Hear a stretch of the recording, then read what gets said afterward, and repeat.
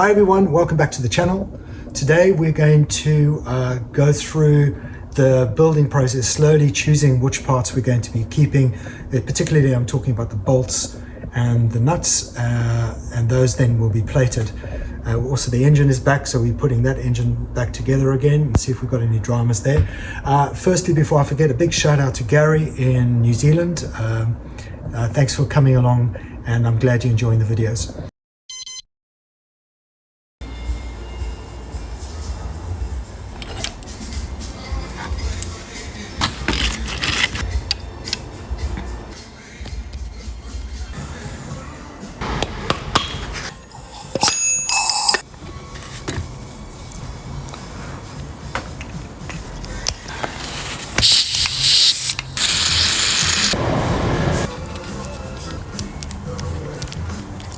Now what we want to do is extend the shock all the way to the back, and then we're going to purge all the air out.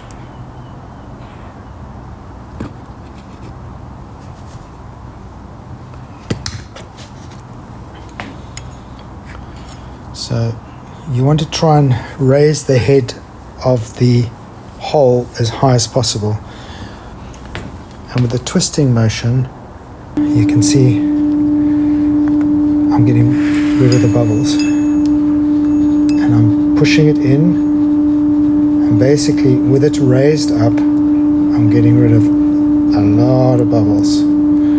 If you don't twist this, you're going to get a face full of oil.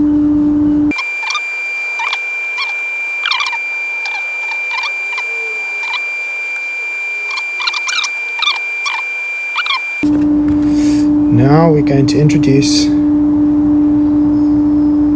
valve in from the side,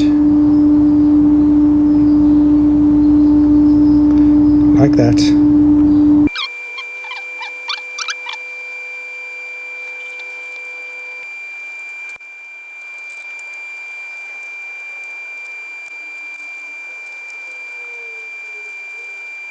You want to count 8 threads from here to the top of the second lock ring. You want to drop this down all the way to the bottom. You'll hear this, you can hear the clicks, okay? You want to count 9 back. 8, 9. And that's a starting point. Then you'll adjust it as you want, but this is the medium setting. Good luck. Now I'm going to take it down to a local bike shop and fill this with 145, I believe, 145 PSI, 150. These shocks, they get air. These go up to 130, and this rear one takes nitrogen. The reason it takes nitrogen is because nitrogen doesn't allow moisture vapor inside the bladder. So the parcels, they just keep coming, they keep coming. I'm going to pull the crank in now. You want to do it from this side, this casing. There we go, one side done. There's the gearboxes in. Didn't film it because I'm kind of feeling my way around as well. I think I'm just going to double check the diagrams because there's a lot of washers here. And if they're incorrect or the spacings are incorrect, we've got a problem, and I've got to split the whole engine again.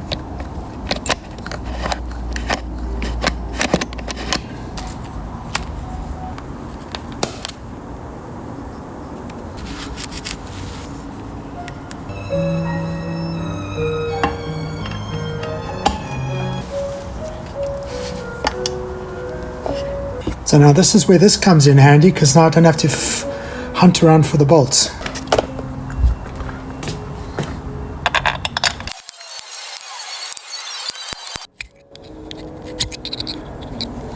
Okay, I'm going to show you a little thing because I couldn't figure it out. You'll see on Honda you've got a little dimple there, and you've got a dimple there. See that? Kickstart tension. Should be able to do it with one hand. There you are. part will come up. Here we have another crazy box. I wonder what this could be, folks. Maybe it's a witch's chimney. Yes, folks. This is what lengths you got to go to get original parts. That's been pretty badly welded there, so I'll have to fix that. Let's see how we go.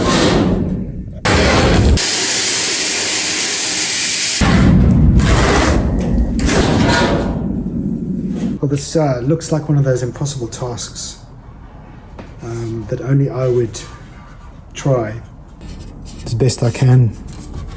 I can grind those distorted welds off and hopefully re-weld them again. Give it a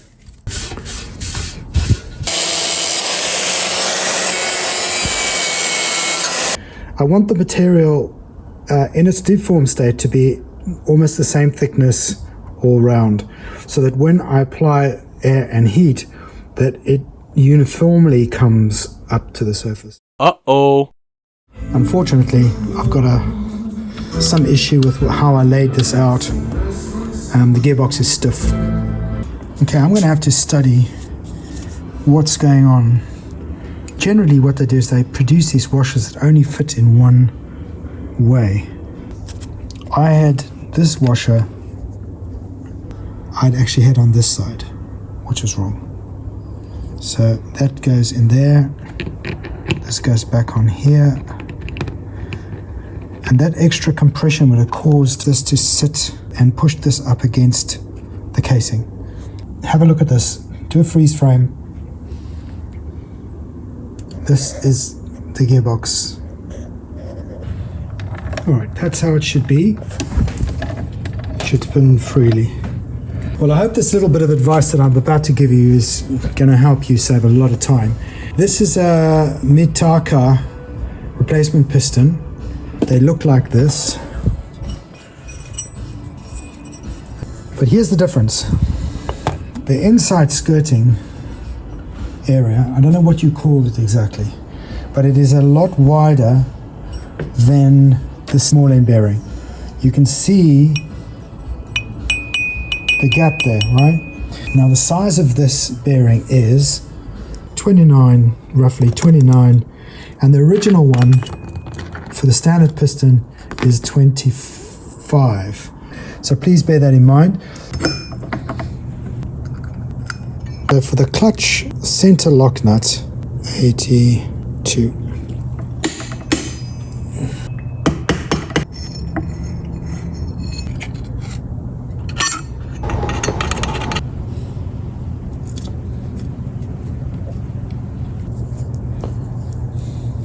So you're probably wondering what I've done to extend the clutch rod, because it was for a 84, which is a shorter clutch. So what I've done is I've got a shim from my VFR job, and it's nice and hard, and I'm going to slip that in there. So if we turn this lever, and that's nice.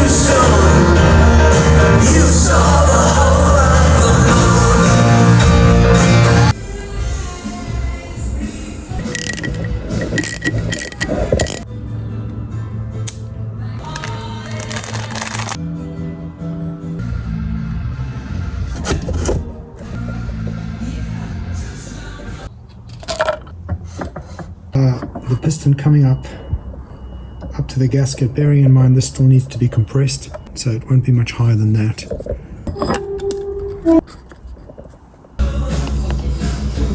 There's a timing mark. This one is 55.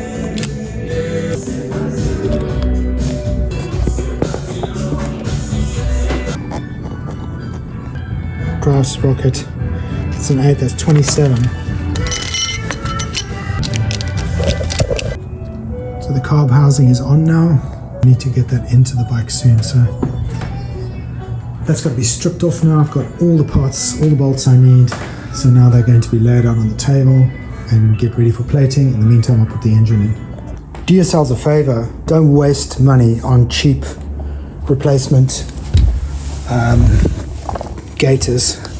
Yeah, just if you can get hold of the OEM ones or a good brand that definitely is as wide as it needs to be for the lower end of the shock, go for it, but don't be tempted for the cheap ones. In my metal scrap pile, I've got an excellent piece of 4-5mm aluminium, which will make the engine, the head hangers, because I cannot find them anywhere.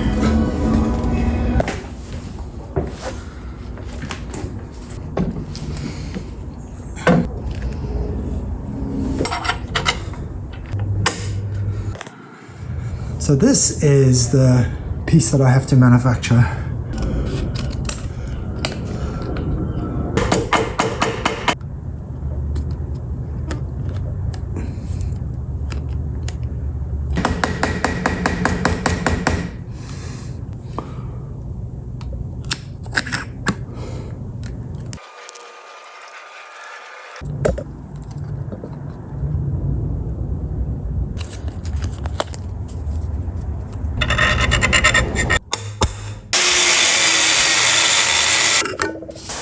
Oh, this is really by hand calculations.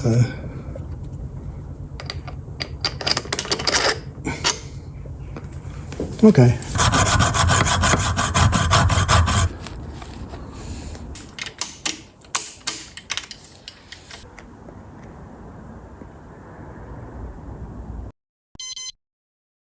So in receiving this skid plate, to my horror, discovered that there's a welding. I've got to weld onto this paint job.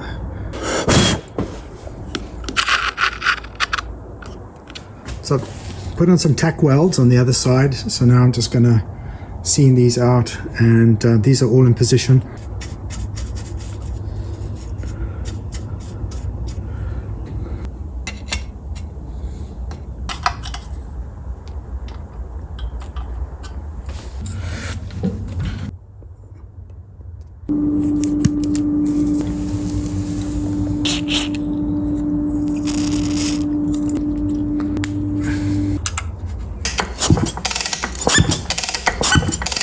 For some reason I'm not getting any spark. I fitted the kill switch, which I think is the issue. Yep, it's sparking. A little bit of a kink in there, but just so that the pipe can come over the side. So I've got quite far now. The engine is basically in. Just got to wait for these bolts and I'll torque them. I've got all the breather pipes cut, so just figuring out where they go. The Kickstart, it was a bit sloppy on this base. I put a washer in, ground the washer down so that I compress it slightly, so when I put the retainer bolt in, it's much stiffer, which is great. Pipes are in, Zeppelin's playing, happy days. Pipes are in, I've got all the brackets in position, electrics are in, I'm getting spark, got the original clamp on, which is nice, skid plate on, lots of work done today, lots of work. I'm going to find where the second hole is for the plate. So I've got the rivets which I've bought for those, so then I need to print that plate onto a thin sheet of metal.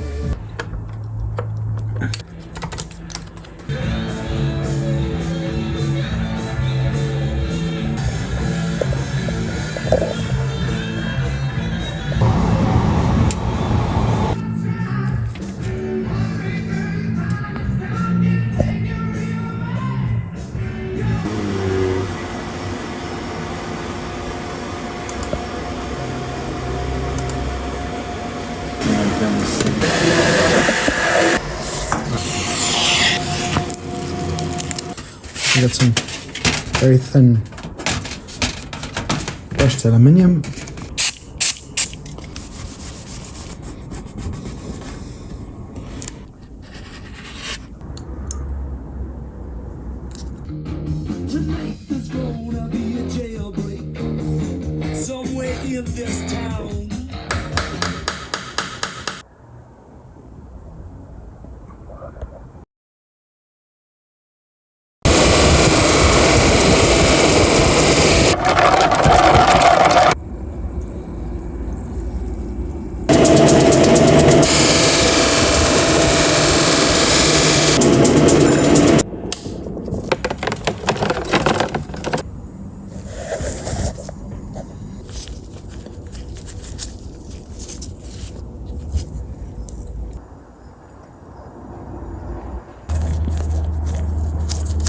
All the bolt heads are now plated.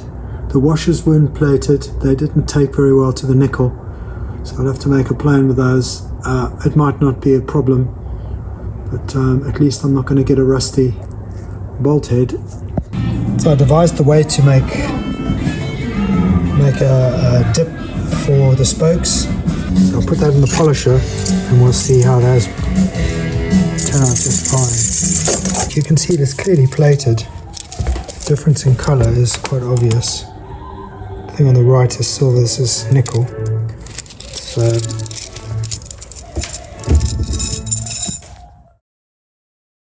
So today I'm on the road again. You know the story. That usually means I'm going to go pick something up. Uh-oh.